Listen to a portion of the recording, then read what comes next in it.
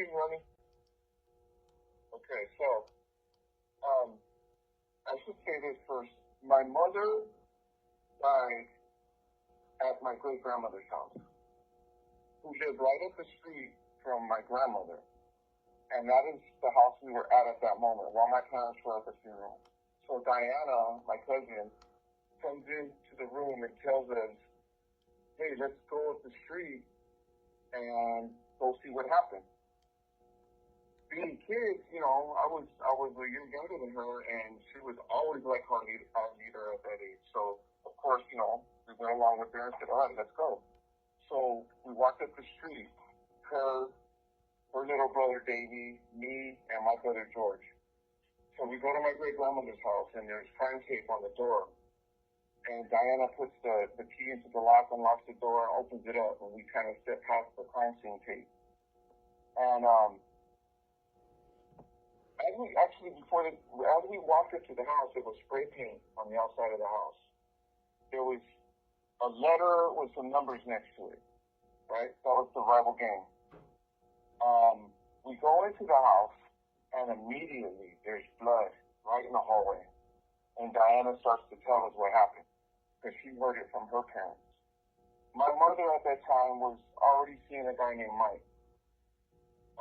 He's a good guy, and I know him. We've been out to dinners with him, and he's taking us on camping trips into the mountains and stuff like that. He's a really good guy. He had a young daughter our age, and we got to know her well. And at that time, my mother was talking about marrying this guy, so that's how close they were. Well, Diana tells us that late night, somebody was banging on the door, and Mike came out to the hallway, and whoever it was started kicking on the door trying to break it down. So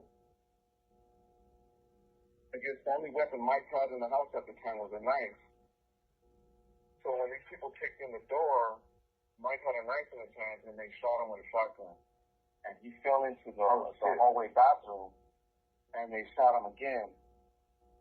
And I don't know how many times they shot him, but there was blood everywhere, brother. Like, that's a memory that it just seared into my mind. From that age, I knew that was a mistake seeing that stuff, because there was blood everywhere. It was on the ceilings, it was on the walls, it was all over the floors, in the bathtub. And that was shocking, especially at that age, seeing that, But I drew my courage from being with my brother and my cousin, who were both a little bit older than me. So they went further into the house, and I followed them.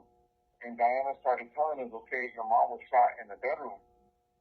And as we go into the bedroom, I see the mattress was pulled off the bed, and it was kind of like leaned up against the wall sideways with no sheets or anything on it. And there was a big blood stain on there, and there was 2 bullet holes in there. And Diana tells us that my mom was laying on the bed when she was shot. But before that, I guess they had time, because as they were kicking on the door, my mom was scared, so she put my great-grandmother into the closet. And she shoved my little sister, who was with her. My little sister at the time was maybe 3, 4 years old. Shoved her on the side of the bed against the wall to where she couldn't be seen. And my mom kind of laid on top of her. So they came into the room, and they ended up shooting my mom twice, and she died right there next to my sister. But she saved my sister. And it's always been something that, it's always been something I've kind of been proud of my mom about, doing that. But seeing that scene right there, it just seared into my mind.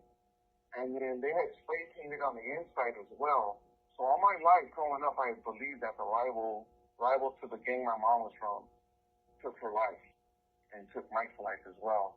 And we'd always told ourselves as kids, we're going to grow up and we're going to get, we're going to get revenge. We're going to get these guys back when we grow up. We always used to say that as kids. And then, we grow up and kind of forget that. And then later on, years go by. We're living life. Everything starts to get back to normal. Living with my grandma, start going to church. Life is kind of good. Then my dad meets a woman, and he ends up remarrying. And she was really cool at first. This call and your telephone number will be monitored and recorded.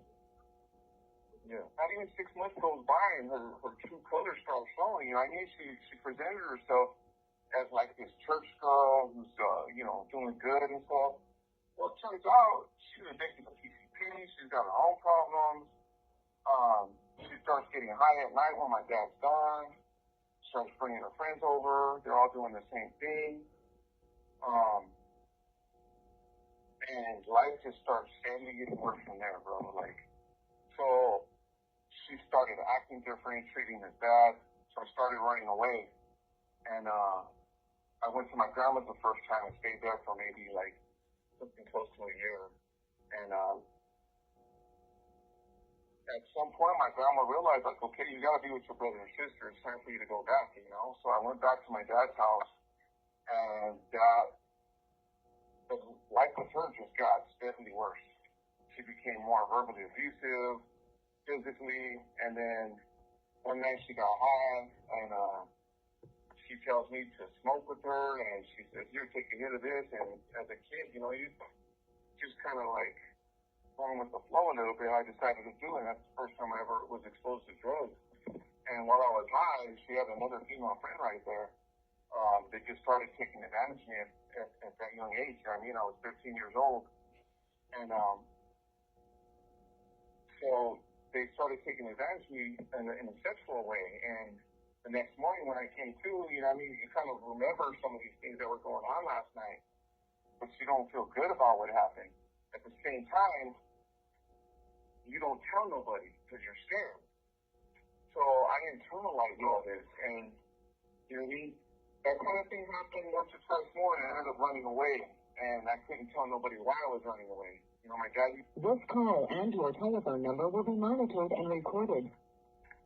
Used to believe that I just didn't want to follow rules, but that wasn't the case, and I didn't have the strength back then to tell him that. I was just, those incidents just made me feel shameful and having this sense of guilt in me. So I didn't want to face that. I just kept running away. And every time I go to a family member's house, they'd end up sending me back. And so I realized, man, I can't go to a family's no more. So the next time I ran away, I ran to the streets and I stayed there and I started living with just friend after friend. And, they, at 13, 14 years old, they started getting into the gangs. So here I am in the streets. I'm still hanging out with my cousins, and they're from the gang now. At that age, you want to be accepted. You know what I mean? You don't want to be left out. And if everybody around you is doing it, I wanted to do the same thing they were. I wanted to be accepted by them, so I joined the gang. And how that gang lifestyle progresses. You got friends, and it goes from partying, and the next thing you know, one of your friends gets jumped. And now it's more personal, and you're like, oh, we got to get these guys back. So that was the beginning of the violence of my life of, feeling like I got to get retribution back because one of my friends was jumped, you know what I mean? So, I don't know, just that sense of camaraderie in the neighborhood, it just... I